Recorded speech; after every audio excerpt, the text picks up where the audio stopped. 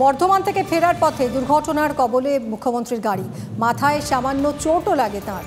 বিকেলে রাজভবন থেকে বেরোনোর সময় গতকাল এই প্রসঙ্গে মুখ খুললেন মমতা বন্দ্যোপাধ্যায়। তিনি বললেন যে প্রায় 200 কিলোমিটার বেগে গাড়ি চলে এসেছিল, গাড়ি চালক ব্রেক না কষলে মরেই যেতাম, সংঘর্ষ হলে গাড়ি চুরমার হয়ে যেতে পারত, ষড়যন্ত্র কিনা পুলিশ তদন্ত করুক। মন্তব্য মুখ্যমন্ত্রীর, কি বলেছেন শুনুন।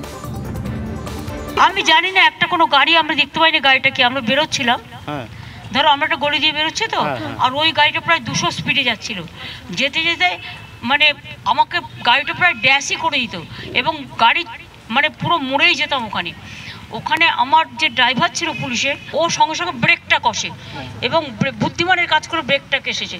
ব্রেকটা যখন কষেছে আমার পুরো ড্যাশবোর্ডটা এসে মাথায় লেগেছে, আর তখন একটা কনকাশন হয়েছে এবং কিছুটা রক্তও পড়েছে এবং কিছু ফুলেও আছে। এখন যেমন সারা মাথাটায় পেন হচ্ছে, তাই নিয়ে আমি কাজ করে গেলাম। কাজটা যদি বন্ধ থাকতো তাহলে ওই ড্যাশবোর্ডটা কাজ শুদ্ধ পুরো আমার সারা শরীরে যুক্ত হয়ে যেত এবং গাড়িটা কিন্তু চুরমার হয়ে যেত। ওই ব্রেকটা কষেছিল বলে কোনো রকম 1 সেকেন্ডের জন্য হয়তো বলতে পারো মানুষের আশীর্বাদেই বেঁচেছি। অনেকে অনেক সময় মিসইউজও করে কারো গাড়ি বলে। এগুলো তোমরা তো দেখেছো, বিএসএফের ড্রেস পরে আমার বাড়ি চলে গেছিলো। আমার মনে হয় এটা পুলিশ ইনভেস্টিগেশন করুক, মানে law will take its own course. আমরা কথা বলবো, আমাদের সঙ্গে এই মুহূর্তে টেলিফোন লাইনে রয়েছেন সিপিএম নেতা সুজন চক্রবর্তী। সুজন বাবু, স্বাগত জানাবো TV9 বাংলায়। আমি রুমেলা কথা বলছি আপনার সঙ্গে। মমতা বন্দ্যোপাধ্যায় নিরাপত্তায় যদি ফাঁক থাকে তাহলে সাধারণ মানুষের কি হবে?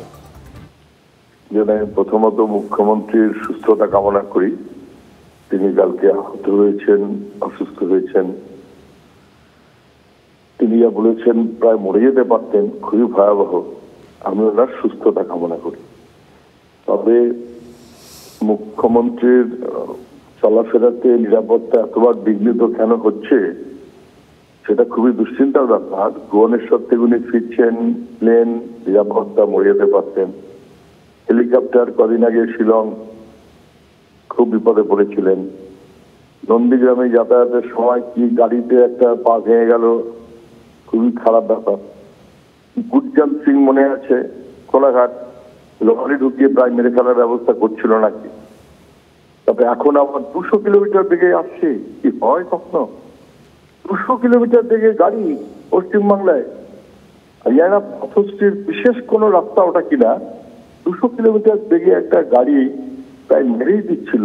ফলে যাবতীয় এতবার যে নিরাপত্তা ওর বিঘ্নিত হচ্ছে, এটা খুবই কজ অফ কনসার্ন গভীরভাবে, এবং সেই কারণেই সর্বোচ্চ গুরুত্ব দিয়ে তদন্ত ব্যবস্থা করা উচিত।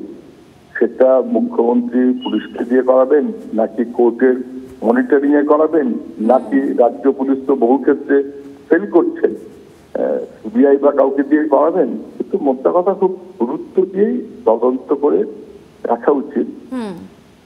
কে এইভাবে মেরে দেবার মতন 200 কিলোমিটার গতিতে আসছিল, যেখানে 100 কিলোমিটার বেশি। অনেক ধন্যবাদ। মুখ্যমন্ত্রী মমতা বন্দ্যোপাধ্যায় তিনিও চাইছেন খুব গুরুত্ব দিয়ে পুলিশ তদন্ত করুক। আর এই নিয়ে কি বলেছেন বিজেপি নেতা দিলীপ ঘোষ, শুনবো। দেখুন, গাড়ির গতি ভারতবর্ষে 200 কিলোমিটার হয় কিনা বা পৃথিবীতে আমি জানি না, কিন্তু প্রশ্ন হচ্ছে যে ধাক্কা মেরেছে, গন্ডগোল হয়েছে, ওনার গাড়িটাকে মেরেছে। এখন উনি বিমানে চললে বিমান দুর্ঘটনার ভয়, গাড়িতে চললে দুর্ঘটনার ভয়, তো যাবেন কোথায়? আর কেন এরকম হচ্ছে? কেবল খবর করার জন্য কি? যদি সত্যি হয়ে থাকে তো ভগবানের আশীর্বাদ, বেঁচে গেছেন উনি, কিন্তু উনি তো পুলিশ মন্ত্রী। আইন শৃঙ্খলা, প্রশাসন, ট্রাফিক এগুলো ওনার হাতেই পড়ে। তো তিনি যদি সুরক্ষিত না হন, বাকি সমাজের আমাদের আপনাদের কি অবস্থা হবে? তো সেই জন্য 200 কিলোমিটার বা 300 কিলোমিটারের প্রশ্ন নয়, প্রশ্ন হচ্ছে এই ধরনের দুর্ঘটনা মুখ্যমন্ত্রীর সঙ্গে যদি হয়ে যায় তাহলে আইন শৃঙ্খলা বা ট্রাফিক কন্ট্রোল কতটা কন্ট্রোলে আছে সেটা চিন্তার বিষয় আছে। প্রজাতন্ত্র দিবস উপলক্ষে শহর জুড়ে কড়া নিরাপত্তা, মোতায়েন থাকবেন 2500 পুলিশ কর্মী। শহরের গুরুত্বপূর্ণ জায়গাকে 17টি জোনে ভাগ করা হচ্ছে।